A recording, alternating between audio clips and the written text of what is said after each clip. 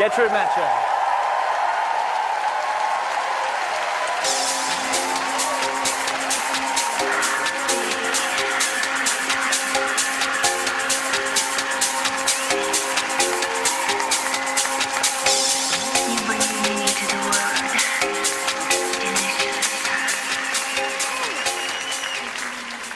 Thank you. Thank you. Thank you. Good evening. I'd first of all like to thank the force that brought me here. My name is Getrude Ruadzano Munyaradzi Matshe.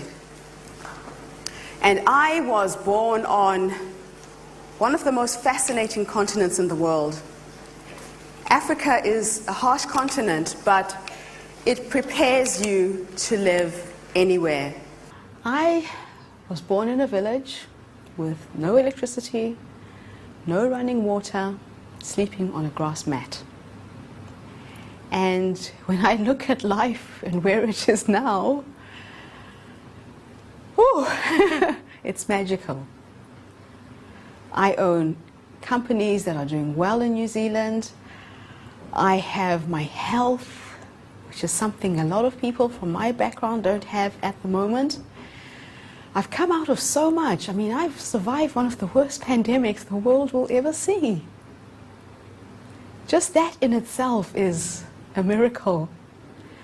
So when I wake up every morning and I breathe and I think, I am so glad I'm alive. And I know it's not an accident. It's about my giving back. A lot of people ask, is Getrude the typical African woman? I can tell you bluntly now that no, I'm not. And up until the 22nd of April last year, I had not quite known what my life purpose was. It was 2 weeks before the launch of my first book. And I woke up in the morning with words in my head that had to go down on paper. So I went to my computer and I started writing. I now know that my voice, my body, my very being in this incarnation is merely a channel the Creator is using to awaken the world. I now know that although I'm not the typical African woman, I was born to be her voice and the voice of her children. Let me share with you a little bit about the typical African woman. In my country, and when I say my country, I am talking about Africa from North to South Africa. The typical African woman is at the bottom of the food chain. The typical African woman is always the last to eat.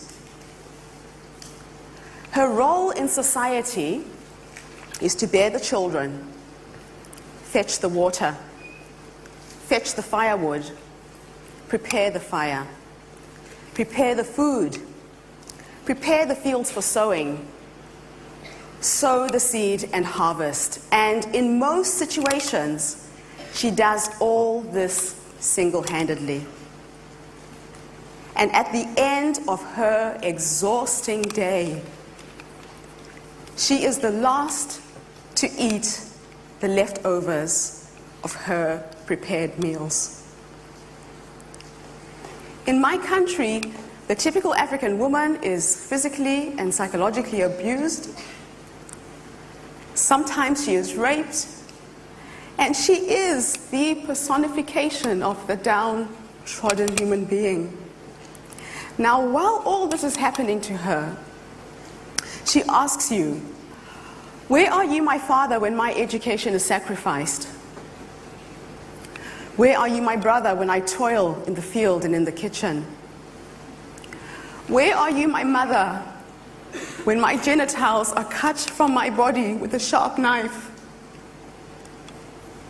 Where are you, my sister? Where are you, my aunt? It is your hands, your strength that pins me down.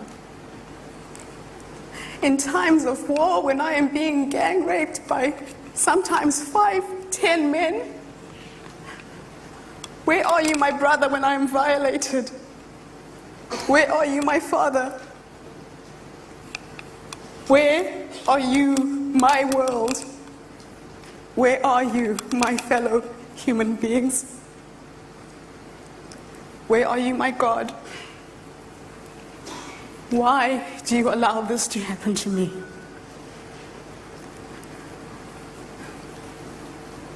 Now, because I'm not the typical African woman, I will share with you today the spiritual journey that has been my life. I was born in a small village called Wedza on the eastern highlands of Zimbabwe and Mozambique. It's the kind of place where you are born there, you will die there, and you will amount to absolutely nothing. That photograph is 5 days old. These huts belong to my grandmother's cousin. I've just come back from Zimbabwe. I'm 40 years old and nothing has changed in the village where I was born. No electricity, no running water, no transportation. But I was blessed, for I was born to two of the most amazing parents a child could ever ask for. My parents put me through private school from day one. At a time in Rhodesia with racial segregation, when African children received a substandard education. And the way they did it is, by the age of 6, we had to start working. My mother taught me how to knit, how to crochet, how to sew, how to paint. And we would make crafts in my mother's house. And during weekends, we would go to all the white neighborhoods to sell. To me, entrepreneurism means having the ability to work for yourself, dictate how much you want to earn. I feel when you're employed, somebody's telling you how much you're worth, and you're accepting it. But when you work for yourself, there's no limit as to how much you can make. And just having that financial freedom for me is amazing. You're not limited. It's up to you how far you want to go. It's up to you how little you can do. It's the freedom. It's the freedom to be who you are, what you want, and the freedom to contribute. My father was trained as a chartered accountant. My mother was a nurse. They both studied here in London. We lived in Clapham Common for a while. But when they went back to Rhodesia, my dad could not get a white-collar job because he was black. So he worked in a chicken slaughtering factory until after Zimbabwean independence. So we had to work. So I went to private school because of that. And out of a family of 5, we are all college graduates. I went into the IT field. I was a systems analyst. I have an older sister who is a laboratory scientist. I have 3 younger brothers, 2 are lawyers, 1 is a banker. So my parents did good. A lot of people ask, Getrude, how did you get to New Zealand? I live in New Zealand now. And I can only honestly say the wind blew me there. I was headed for America. In August 2001, my husband and I had lived in South Africa for 7 years. We've got 3 children. And we went back home to Zimbabwe to find our economy in ruins. So we thought, let's find a safe country to immigrate to. I went on the internet, found a website advertising for African artists to come to America. It was the African American Black Arts Festival. So I took my work. I'm a batik artist. I hand paint textiles. And my work sold. So I went back to Zimbabwe and said to Barton, America, let's go to America. So we put together enough money. We could only raise money for myself and 3 tickets for me and the children. And the idea was I would go ahead, try and make some money, and then send for my husband. My husband just wanted to get us to safety. So I got on a plane, and I traveled from Harare through Johannesburg, and we were supposed to have a 2-hour stopover in Joburg, and we would continue to New York after that. I had started teaching people my traditional batiking technique. I have an interesting little technique. I put together a workshop, and I sold my workshop to community colleges in America, and they loved it. I was charging $1,500 for a 4-hour workshop. I had 15 lined up. So when we went to check in to continue our journey, the lady who was serving me discovered an error on my daughter's visa. The US Embassy transposed the last 2 digits of my daughter's passport number on the visa sticker. Small typo. They told us we could not proceed. We had to go back to Zimbabwe. When I got back to the embassy, they apologized and said, look, we're sorry. We changed our rules a week ago because so many Zimbabweans are leaving. We now require you to have $6 million in your bank account before they would correct an error that they had made. I remember sitting at home and crying and thinking, what kind of a God would do this to me? I was on that plane. I was headed for New York. I went back to the airline to get a refund for the tickets. They said, we're sorry, these are cheap Apex tickets. If you don't fly, you don't get a refund. It was our entire life savings. This all happened in August. A month later, September 11 happened. And we watched in horror when the Twin Towers came down. My workshops were in a building near the Trade Center. That building went down with September 11. I was spending 2 weeks in New York. My end destination was New Orleans. We paid a deposit on a house that disappeared with Hurricane Katrina 2 years later. And that's when I realized that my life has got more purpose. Limitations are amazing. The way I look at limitations, I see them as challenges.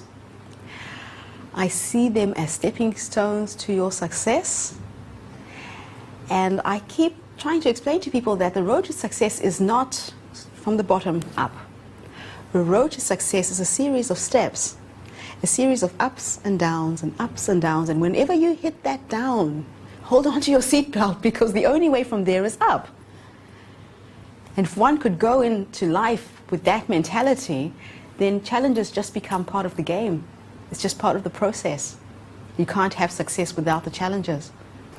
So I have a cousin who was living in New Zealand, and she was surfing one day, found my email address on the Hotmail address book, sends a one-line email saying, Getrude, where are you? I said, we're in Zimbabwe, we're stuck. She said, look, find the money. Come to New Zealand, you won't regret it. So as an act of faith, we sold a house we owned in Cape Town. And again, Barton said, go with the children. And I got on a plane, arrived in New Zealand on the 1st of November 2001. Now my cousin is a single mom, and she had said, look, if you're coming, please come alone. Don't bring the kids. She lives in a small house, and she has 4 teenage children of her own. So I get to Wellington Airport, and I am trying to hide 3 children behind my bag. And the look on her face said, I can't do this. She didn't say anything. I remember it was a Tuesday when we arrived. So she took us home. We slept on the floor for the first 2 days. On the Thursday evening, she came home from work and she said, look, let's drive around the city. I'll show you Wellington. So we drove to a number of neighborhoods, and on the way back home, we stopped in the most expensive neighborhood in Wellington called Kandala. And we were standing outside a building, real estate agency, and we're looking at the prices of houses, and I was converting into Zimbabwean dollars and thinking, I could never live here. And a woman came out of the building and introduced herself to me. Her name is Trudy Flynn. I'm a Gertrude, she's a Getrude, so we kind of hit it off on the name initially. Trudy is Dutch, I speak a bit of Afrikaans, and in her broken Dutch and my broken Afrikaans, we became friends. And I said to her, I've just arrived, I need somewhere to stay. I've got 3 small kids. She said to me, do you see that house down the road? I said, yes. She said, well, that apartment belongs to my sister-in-law, Helen. It's been empty for 3 months. I'll talk to Helen, maybe she'll reduce the rent until you find work. I arrived on Tuesday. By Friday, I had moved out of my cousin's house into an empty 3-bedroom apartment with my kids. We just had blankets and pillows. We were sleeping on the floor. But Trudy told everybody in my street that there's a new family in town. If anyone had anything to spare, they should come and see me.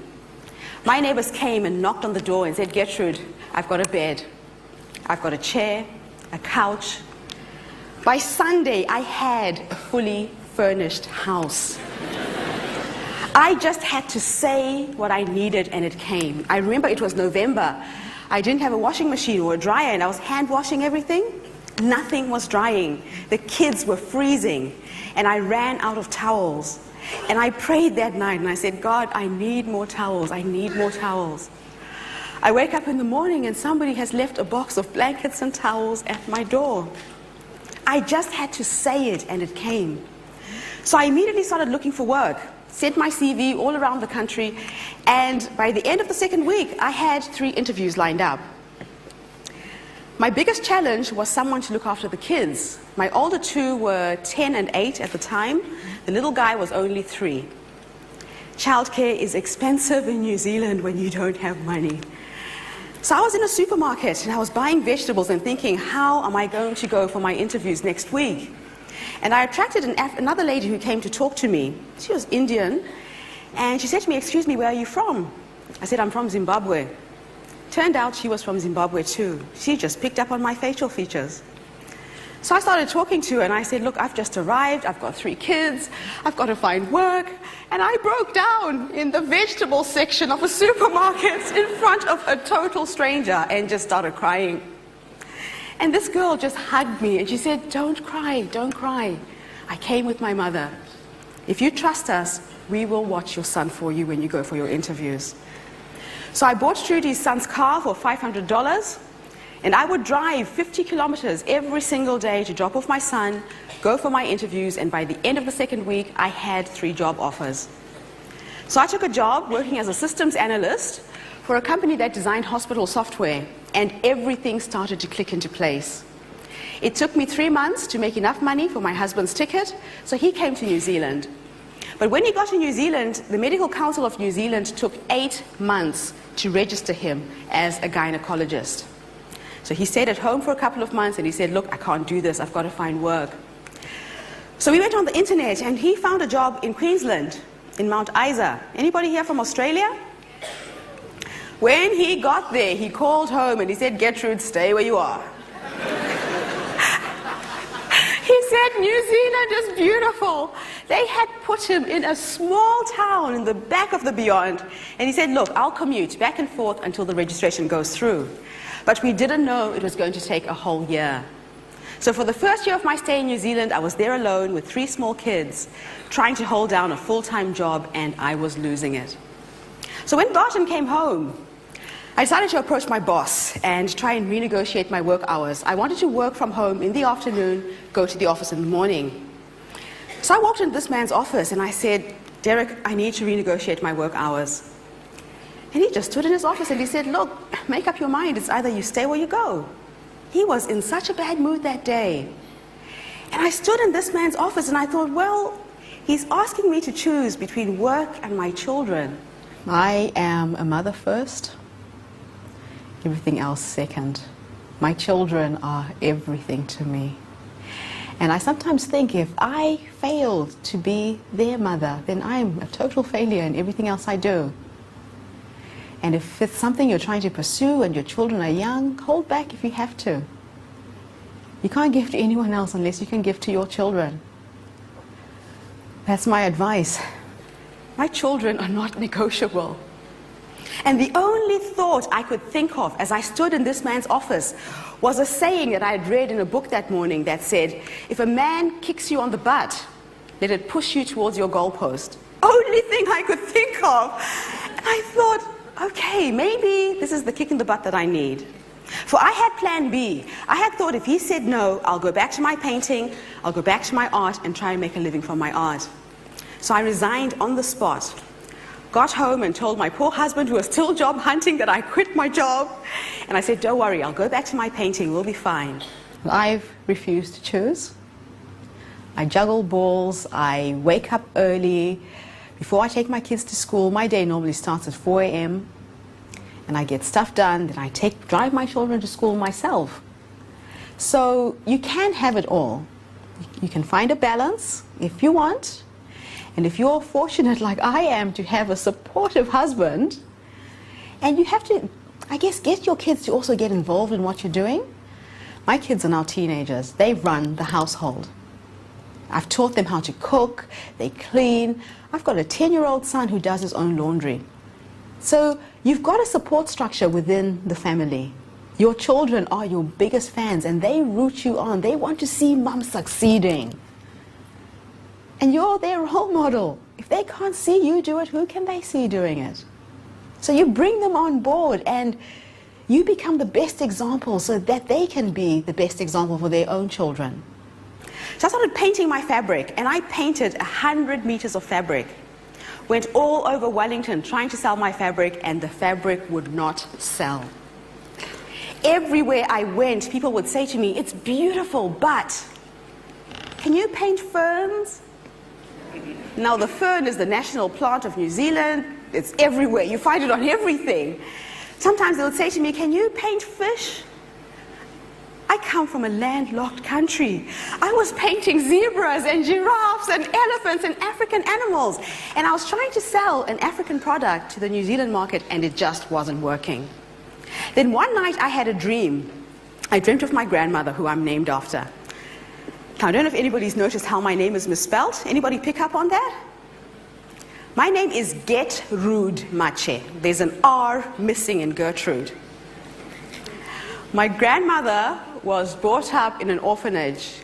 At a time when colonialists came to Africa, they would forcibly remove children from their parents, bring them up in orphanages so they could become Christian. And my grandmother didn't know her African name. She didn't know who her parents were. And she says when she learned to read and write the English language, she dropped the R in Gertrude as an act of defiance. She decided to get rude. She said the nuns would beat her until she was black and blue, but she refused to change her name. And in Africa, if you name a child after you, it means you will never die. People evoke your name on a daily basis so your memory doesn't go away. So I've kept my grandmother's misspelled name for this reason. And she came to me in this dream, larger than life. She had her hands on her hips, and she was angry. The worst thing was she was speaking in English. She hated English. And she said to me, "Getrude, if you have a problem, break it up into small pieces." This is 2 a.m. in the morning. The dream is making no sense. I go back to sleep. I wake up at 4 o'clock in the morning and I realize what the dream meant. I got out my scissors and I started cutting. And I cut my fabric into small pieces and I started making cushions. I think the cushion story is being repeated here. And I made 1,000 cushions. And I sold 1,000 cushions in 3 months at $25 a piece. I found a way of making a living with my art. I opened my first business in New Zealand called Simzisani Creations. And it was a little shop selling cushions.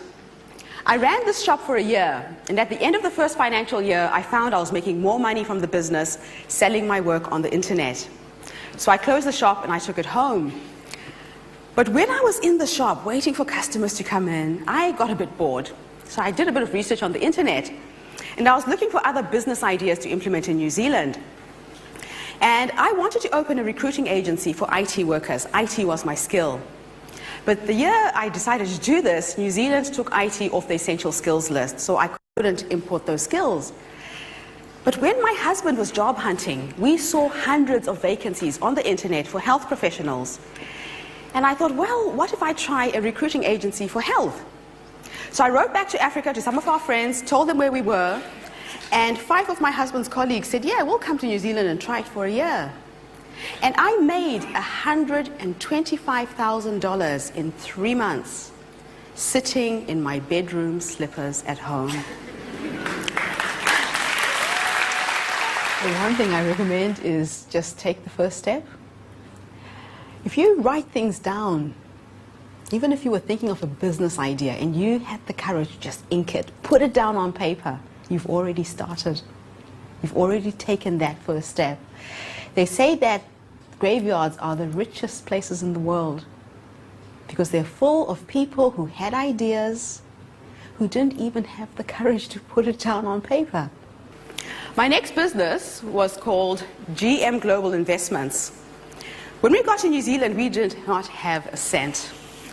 And the house we were living in was being sold 3 months after we got into this house. And my friend Trudy was very instrumental in helping us form this business. I used to spend my Sunday afternoons with Trudy when she had open homes. She's a real estate agent. And I would watch people putting their offers for houses, and I learned just by observation. And I said to Trudy, Trudy, we want to buy this house. How can we make it happen?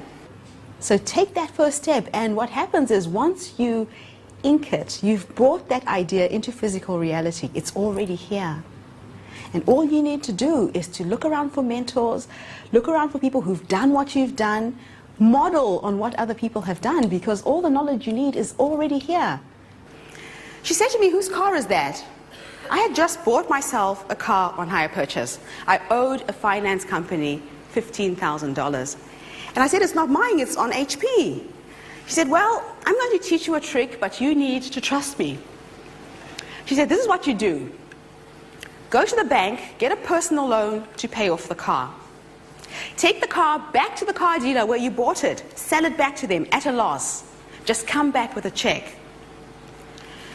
So I come home walking one day, and Barton says to me, Getrude, where's the car? I said, I sold the car. He said, why? I said, because we're going to buy the house. So we put in a conditional offer on this house. It was in a very good neighborhood in Kandala, the most expensive neighborhood in Wellington. And we said to the owner of the house, can we pay off the deposit over 6 months? Here is $10,000. We made a $5,000 loss on the car, and the owner agreed. That house went up in value by $100,000 by the end of the first financial year. And with the equity of that first property, we have built a property investing business that's now worth $3.5 million. Don't try and reinvent the wheel. What you've done, or what you're trying to do, has already been done by someone else. They say success leaves clues. The clues are all around us. But people think they need to reinvent the wheel. You don't. You look for people who've done what you want to do, and you model on what that success is. So I've grown up believing, it's the belief. And what happens is if you're surrounded by poverty, it's hard to break out of that mold. And I think part of my mission or my role in this lifetime is to make other people believe that they can be the best that they can. And I can only do it by setting an example. And that company was started in 2004. My next adventure was when Peter Jackson was filming King Kong. I went to a presentation where he was talking about how they made Lord of the Rings. And I'm sitting in the audience and I'm thinking to myself, gosh, I wouldn't mind acting in Peter Jackson's next movie. I used to act in Zimbabwe. So when we had the question and answer session, I put up my hand and I said, Peter, how are you recruiting for film? He said, why? I said, well, I used to act. I know you're working on King Kong. I wouldn't mind acting in your next movie. He said, oh, okay. Here's an email address. Send through a photograph and a CV. Somebody in my office will get in touch with you. They called me the next day and they said, Getrude, how many Africans do you know in Wellington? I said, I know quite a few people. Why?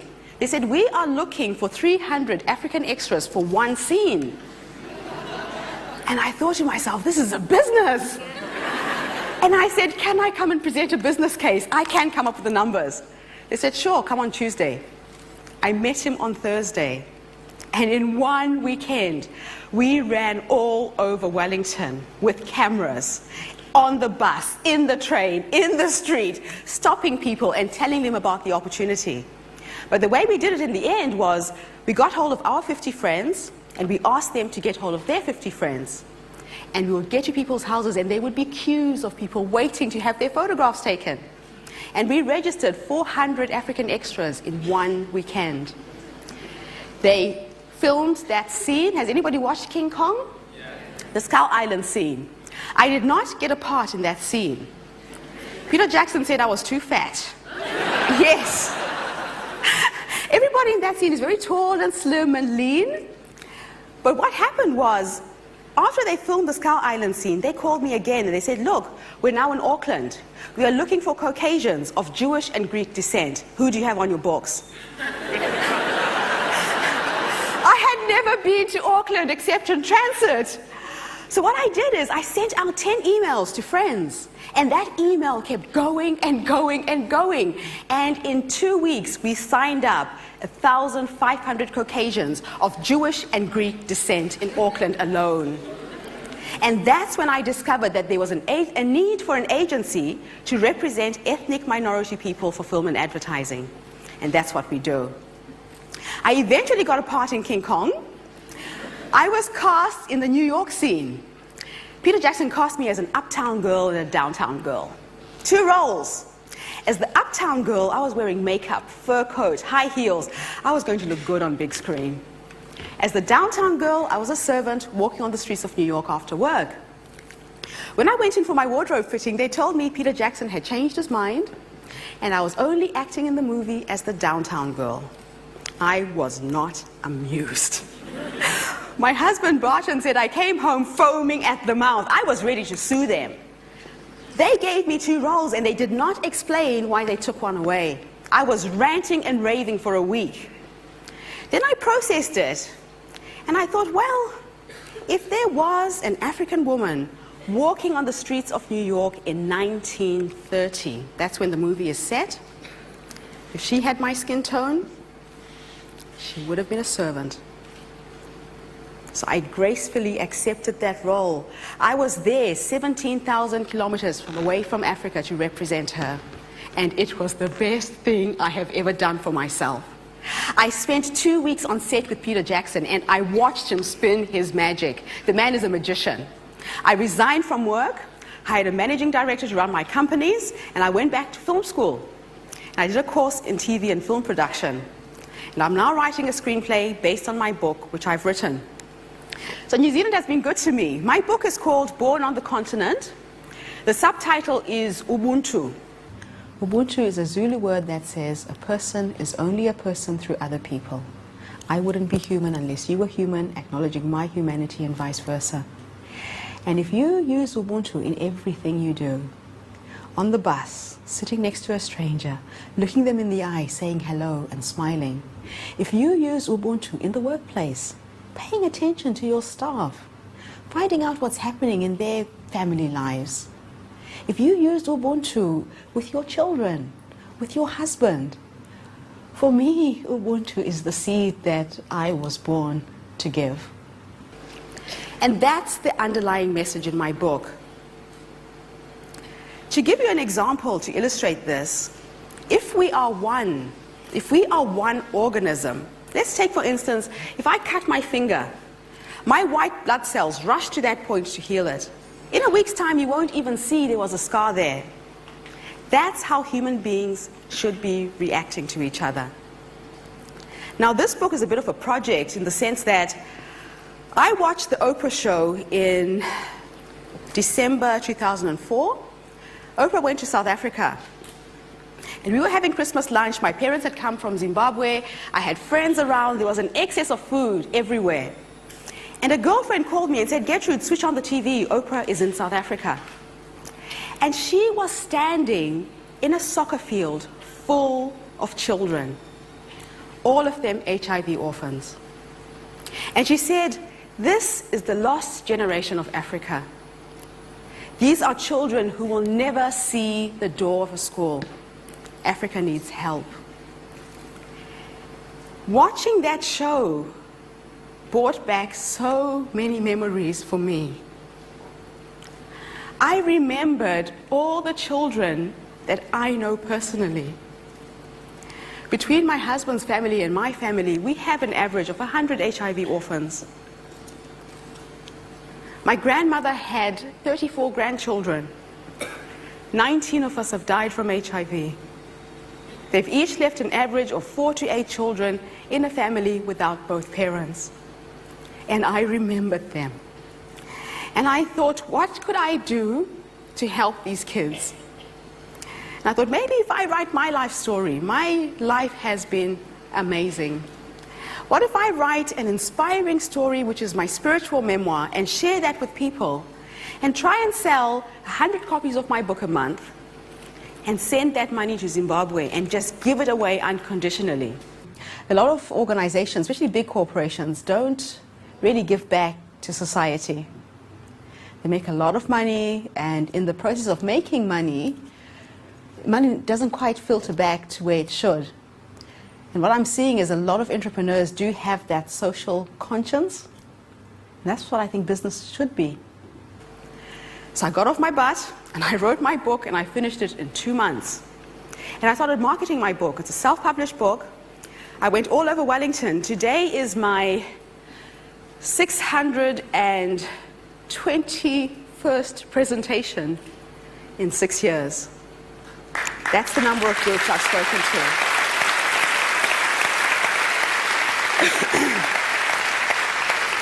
It was through selling my book that I came across the Excel Results Foundation. Somebody heard me speak, gave my name to the Excel members in Auckland, and they invited me to come and give a presentation. And I first of all went and watched Roger giving a breakfast presentation. And the analogy he gave in that presentation was how people play the game, as he was explaining earlier. But he said you've got to imagine life as people standing on a soccer field. There's going to be players and there's going to be spectators. So you could have a bunch of players on a soccer field kicking the ball around. The ball could go straight past you and you might not even see it. It could go straight past somebody else and they see it and they score that goal. And he said, so who do you want to be? And I decided I want to be a player. I became an Excel Life member in April last year. And I spoke at one of the Wealth Dynamic meetings in Auckland. And I was selling my book, signing the books at the end of the presentation, and a man came and stood in front of me. And he said to me, Getrude, if somebody asked you right now how many copies of your book you wanted printed, what would you say? The challenge was printing the book in New Zealand. It's expensive. So I closed my eyes and I thought, well, if I say 5,000 copies, the book is a bestseller in New Zealand. So I opened my eyes and I said, I wouldn't mind 10,000 copies. This man just smiled back and said, consider it done. His name is Dave Rogers. Dave is one of the co-founders of Excel.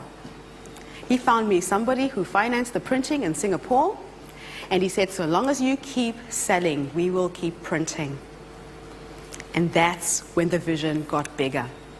I started selling the book all over the world, and I stopped thinking about 100 kids, and I thought, we've got 17 million HIV orphans on the African continent. And the way I look at money is that money is an energy that we move around to make things happen. And when people make money, there needs to be an idea of why you're making it. There should be purpose to doing it. And that's why I think prosperity on purpose is the key. So I was invited to speak in Bali in September last year. Excel has mentoring programs, and the Bali Business School was interesting. I can only describe it as a combination of American Idol, The Apprentice, and Fear Factor, all rolled in one. It's a 5-day business school. And you go with a business plan, and they help you expand your business so you can give more away. So I went with a plan to franchise my medical recruiting business. I thought if I can sell 100 licenses a year of my business, at 35,000 per license, I could generate 3.5 million that could sit in a bank account, and I could work off the interest to help the children I'm trying to help. So I get to Bali all geared up. There were about 250 participants at this business school. They chose 15 business plans. Mine was one of them. We were split up into groups, and you would work on the plan for 4 days. And all the mentors will take your plan to bits and help you put it back together again. On the eve of the presentation, day 4, we are presenting tomorrow at 9 o'clock. We're having supper with my team members. Someone in the group said to me, Getrude, why do you want to make all this money? And I had not told them about what I do with my extra money. So I sat with them at supper and I told them my vision, I told them my story.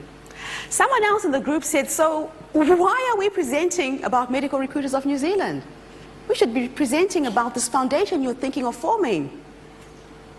We're presenting tomorrow. We have wasted 4 days on the wrong thing. I was fighting it. I was arguing with 25 people, and I said, we're not changing the plan. This is the plan, this is how it's going to work. 2 o'clock in the morning, I gave up. I was in tears, I was exhausted. And I said, okay, you can't all be wrong. I give up. You go ahead, change the plan. Tomorrow when we present, I will present last, just for 2 minutes, and just communicate the emotional side of what this foundation means to me. My team did not sleep a wink. They worked overnight. But as I was walking out of this room, Dave Rogers is now my mentor. And I thought, where the hell is Dave Rogers when I need him? 2 a.m. Guess who's in the corridor? Dave Rogers. And I said, Dave, I've just abandoned my group. I don't know if I've done the right thing. He said to me, Getrude, walk with me. So we walk into the garden. And he says to me, you are probably one of the few people who is going to get it. The Excel Business School is not about business. He said to me, you have been inside your boat, holding on to the edges, thinking you've got a solution to Africa's problems. You don't. He said, now you've tumbled out of your boat, you're in the water, you're wet, you're crying, that's good, cry. You're now in the flow. He said, watch the magic happen. So I go to sleep on this note. I sleep like a rock. I wake up in the morning and my team get up on stage and they gave the most amazing presentation. At the end of the business school, they handed out forms and they said, Excel is about social enterprise. There's someone in this room who has inspired you. Please give to a charity. This is what we're about. When they collected all the forms, I got the highest pledge that year and got my first $1 million from one of my team members. His name is Rob Nixon. He's a businessman in Brisbane.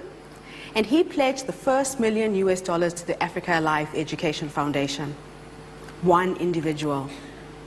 In the last 6 months, we've already raised $6 million in pledges. We have lost the connectedness of humanity.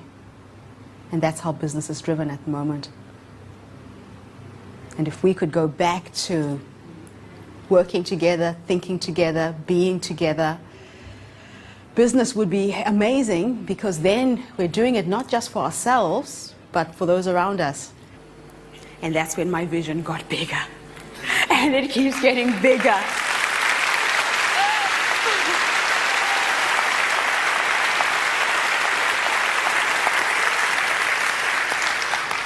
These are some of the faces of the children that we're supporting. And I keep thinking, what if I took part in raising the next Nelson Mandela of Africa? What if I could get a group of people together to help me do this? These are some of the conditions the kids live in. And then I watched The Secret. In August last year, and I put up my vision board. And I started doing all the things they talk about in The Secret. I would walk into my office every day, look at my board, visualize it, feel it, and just release it and go about my day. They say when the student is ready, the teacher appears. I talked to Dave. I was getting frustrated trying to sell the book. It wasn't getting into bookstores. And Dave said he helped Roger Hamilton get his book to a bestseller by getting all of Roger's friends to call bookstores on the same day and create demand. And I thought, well, it's going to take me a while to phone everyone. So I walked into TVNZ and I said, I need to be on TV. The lady who saw me said, why? I said, well, this is what I do. I've got a foundation. I need to be on TV. I gave her the book. She read the book overnight, and I got on the Good Morning show. And while I was being interviewed, I remembered what Dave said about Roger's book. And when they asked me where the book was available, it was in one chain store called Paper Plus, in one little bookstore in my neighborhood. And I said, the book is available in Paper Plus. People countrywide started calling bookstores and asking for my book. And we got it into 150 bookstores in one day.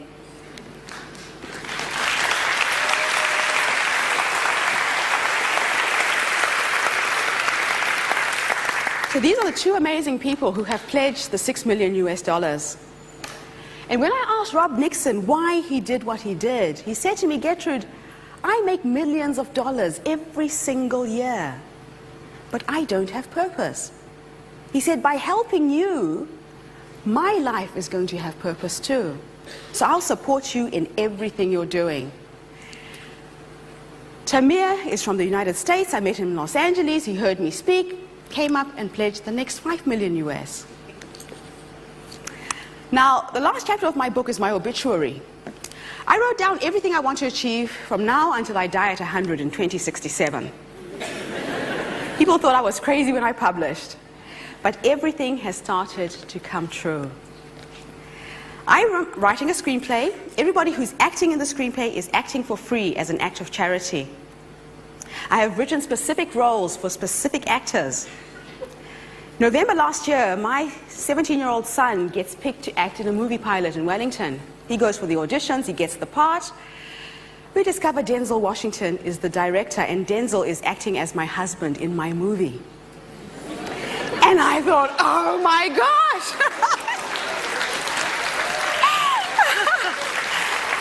And the strangest thing is that I know Denzel Washington. When they filmed a movie called Cry Freedom, I was 19 years old, and I had a small walk-on, walk-off part in Cry Freedom. But I got to know Denzel Washington in those 2 weeks. So when I went to drop off my son, I said, please tell Denzel that I know him, I'm from Zimbabwe. And guess who came out to meet me? Denzel Washington comes out and he says, what the hell are you doing in New Zealand? And I told him my story. And I said, Denzel, I need your help. And he said, Getrude, if I have the time, I'll do it. And that's when I really started to believe I could do it. And I made a decision to be the first African person to write, direct, and produce an Oscar award-winning screenplay.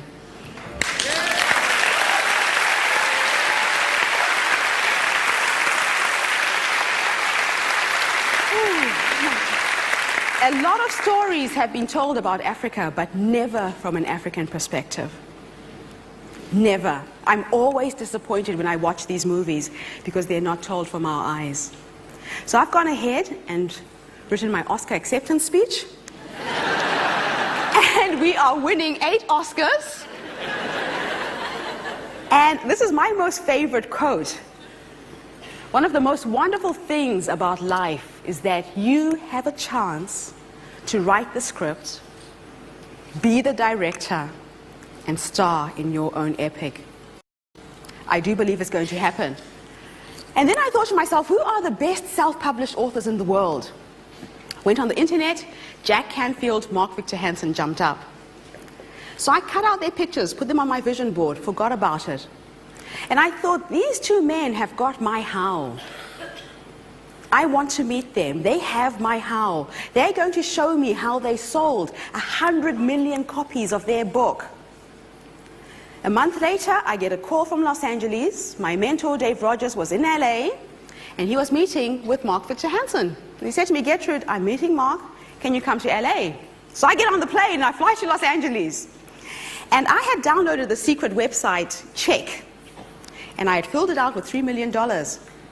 And I thought, I will ask Mark Victor Hansen and Hansen House to buy the publishing rights of my book.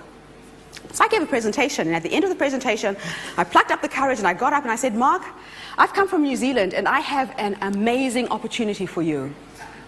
This is a check for $3 million from you to me for the publishing rights of my book. He just came and he hugged me and he said, yeah, we can do this. But when he sat me down, he said, Gertrude, we would rather show you how we did it. So I've just finished a course, and we are having the first ever tele-fundraising seminar through a virtual book tour. And I would love all of you to be part of it. And we are interviewing the teachers of The Secret. So the idea is to tap into their databases and yours. So if anybody here has a database they can share with us, please email me and let me know. And in 1 hour, we are going to try and raise $3 million to start off the Africa Alive Foundation with a bang. Reverend Beckworth, Please pay attention to the people you're sitting next to in this room. The fact that you took the time to come here today and to wait until this time to listen is not a coincidence. If you haven't talked to the person next to you, say hello. Get their business card. The universe shuffles us around in the most amazing way. I'm in Los Angeles. I am sitting next to a woman having supper. And she says to me, Getrude, I'm going to church tomorrow. Would you like to come with me? Now, I'm not Christian. I have not been in a church in 18 years.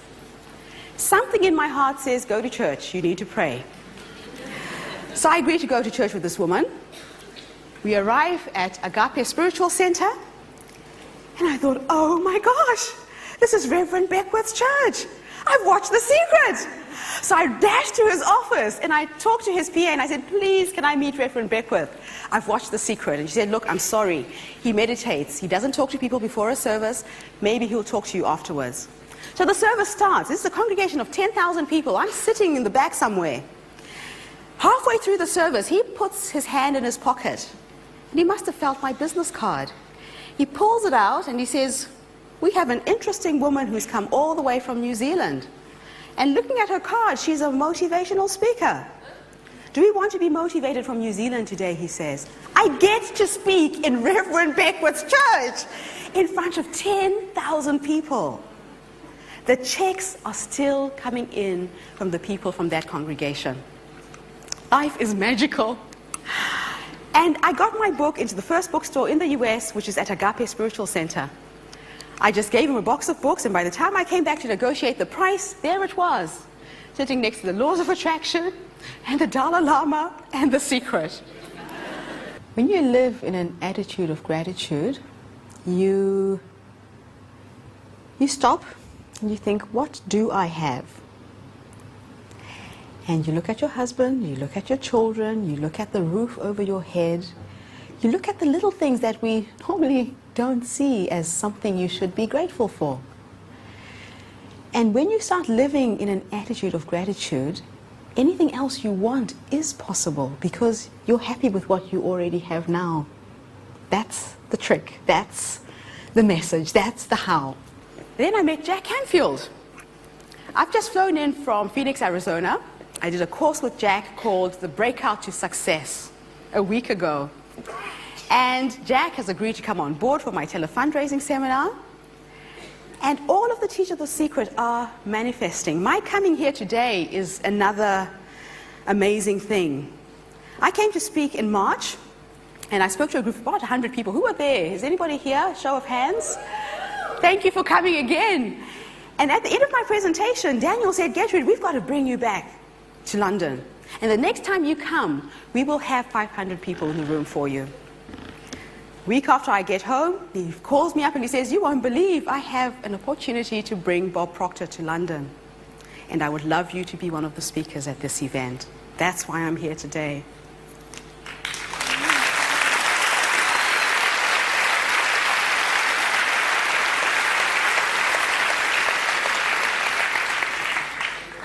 But this is what I'm about. This is the face of AIDS. The average life expectancy of a Zimbabwean female is now 32. Can I have a show of hands who's 32 in this room or above? If you were a Zimbabwean female, you would be dead. I turned 40 this year. And I've lived past my die-by date, and I am grateful. I wake up every morning, and I breathe, and I thank God I'm alive. And I know that I haven't survived one of the worst pandemics the world will ever see for no reason. So Africa Alive Foundation is about life. It's about life after death. We have a vision to build children's villages. We don't want to build orphanages. We want to build houses with a foster mom who can look after 8 children in a house so that the children from large families are kept together and not put in different locations. And the way we're going to build the children's villages is we're going to empower communities to do it. The reason why charity doesn't work in Africa is because people are giving us handouts. When you give someone a handout, you do not help them, you disenfranchise them. If you can give someone a hand up and show them how they can get out of poverty, then you're empowering them. So that's our vision. We have a vision to train men on how to make bricks, window frames, door frames, build houses. They will apply for microloans for the material. They will build the houses. They will give back the microloans. So that fund will perpetuate. We will never run out of money. We're currently sourcing manual sewing machines from India. So if anybody here is from India, please send me an email. We need sewing machines so we can teach our rural women on how to make clothing for the children, on how we can use our Zimbabwean textile art to export. If anybody here has a retail store, again, if you can find ideas for us to get the product out of Zimbabwe, let me know. So that's our vision. It's about empowering people from the grassroots up by giving them skills.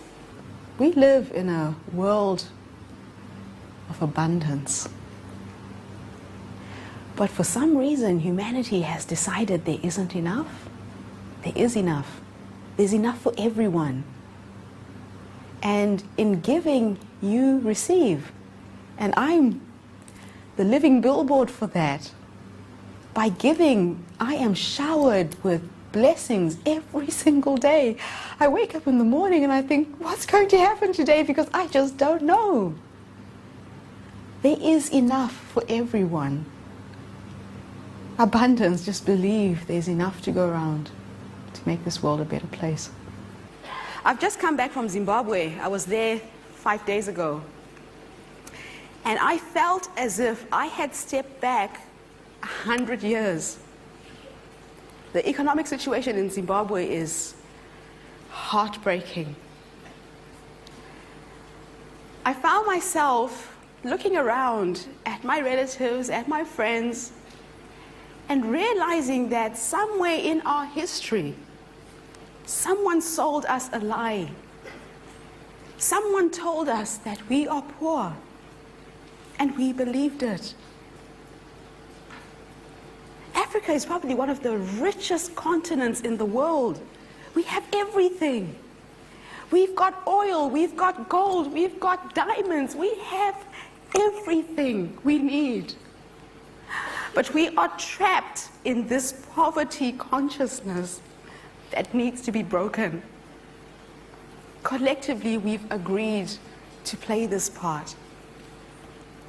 So I think I'm part of this journey. I feel it's part of my role to help break that cycle. You've seen the village where I was born. If I can make it, anyone can. Anyone can. And once we start thinking on a different level, I see Africa 500 years from now. I see Africa 500 years from now being the most powerful continent in the world.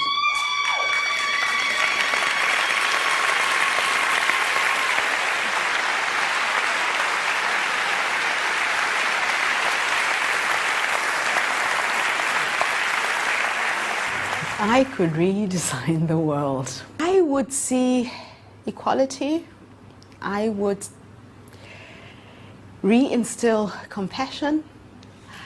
I would reinstill a reminder in people to care for each other. Little things like eye contact.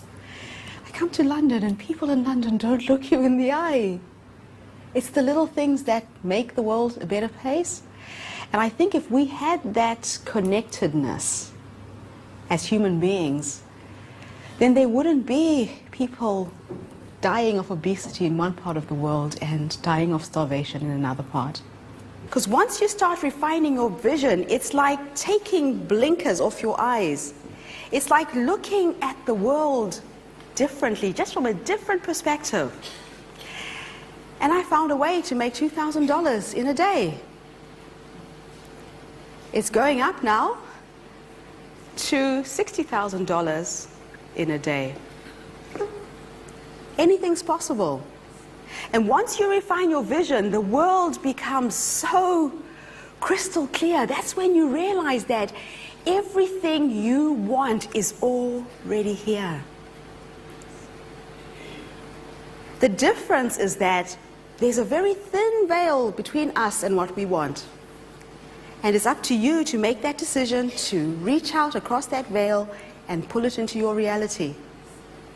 It's that easy. So if there's something you want, visualize it, see it, do it on a feeling level. If it's a house, see yourself walking into that house. Open your front door, walk into your kitchen, cook that meal, smell it, taste it.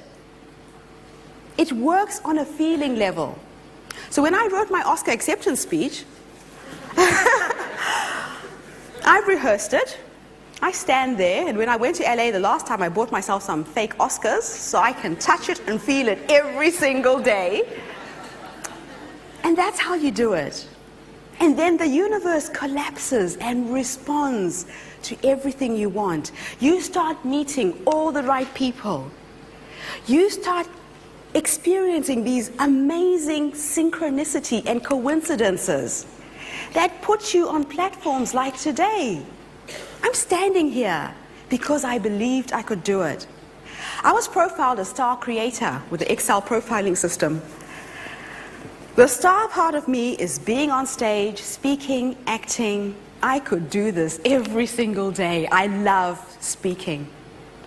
The creator part of me is the way I form businesses. I'm an ideas person. I love starting things, but 2 years into it, I'm so bored, I want to try something else. So when you discover what your profile is, or what your natural skills are, then you find people who can support you in the things you don't like to do. So I can keep on going and creating business after business after business. With the right team beside me, I can do anything. I don't have to choose. So if you start with just your immediate environment and the people who work with you and for you, whoa. But the thing is, when things are going wrong in business, all you're focusing is what's going wrong. Why not just stop and think what's actually going right? And what's going right is somebody's waking up every day and giving you their time. And again, it just goes back. It just goes back to appreciating the little things first. The speaking part of me, I had never charged for my motivational speaking. Last year, Rob Nixon invited me to go to Brisbane. And he said, look, I'm doing a seminar for 7 days, and I want you to be part of this. And he paid me $7,500 for a 1-hour keynote presentation. We did 7 cities in 7 days, and I made over $50,000 in a week with my speaking. And when you start doing something you are passionate about, then it's not work, it's play. You wake up every day and you think, whoa, what's going to happen today? And that's the level at which I'm living now. Every single day is bringing in something amazing. And it's snowballing. It is snowballing. And that's when I realized that this thing is much bigger than me. I guess my one most important message to somebody young, somebody fresh, is why are you going into business? Are you doing what you love doing? A lot of people go into business, get there, find they hate what they're doing, and the business doesn't succeed. I am just an instrument. I am just a small part of something bigger. So if you want to find your purpose lies in the things you are passionate about. It doesn't matter what it is. My passion is children. I love children. When I see little children, I see the potential that they have. And I see what they could do to transform this world. So if you're trying to find your purpose, find the thing that you love to do. Find a way you can make a living with that thing, and you will start living at the level of magic. So I am going to end my presentation. If I can get my PowerPoint back. with a few things. I've been saying I want to meet Oprah. And I had these posted stickers all over the house. Meet Oprah, meet Oprah, meet Oprah. Then I realized I wasn't being very specific. When do I want to meet her? And I decided September, because September is my birthing month. I have 3 children who are all born in September, on the 16th, 17th, and 18th of September. So I made it specific. And I know it's just a matter of time. So I found this magazine cutting, and she was sitting on a couch with her girlfriend, Gail. So Gail's gone, I'm there. But this is my family. These are the amazing people who have made me the woman that I am. My husband, Barton, is here today.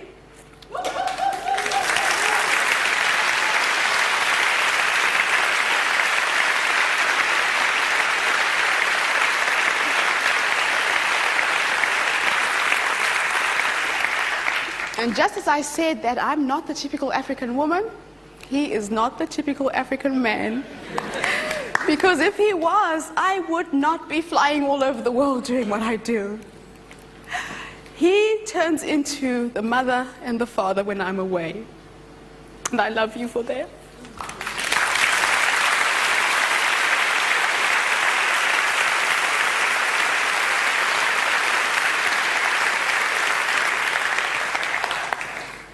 And my children are my biggest fans. They are on the sideline rooting me on and saying, Mom, just do what you need to do. They miss me when I'm away, but it's as if they just intuitively know that we are all part of something much, much bigger. And this is my most favorite picture of myself when I was 6. When I was 6 years old, I went to the most expensive school in Zimbabwe called the Dominican Convent. And I had one school uniform. One. And I would go to school every single day looking like that. By the end of the year, that little dress would be threadbare.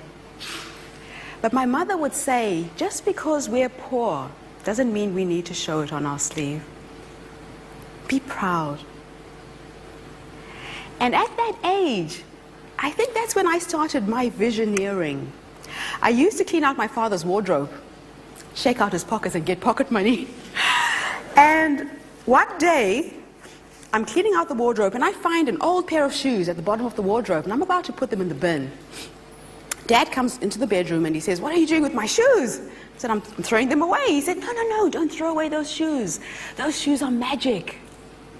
He sat me on his lap and he pulled out a photograph of himself standing on the steps of the Colosseum in Rome. And he said, do you see the shoes in this photograph? I said, yes.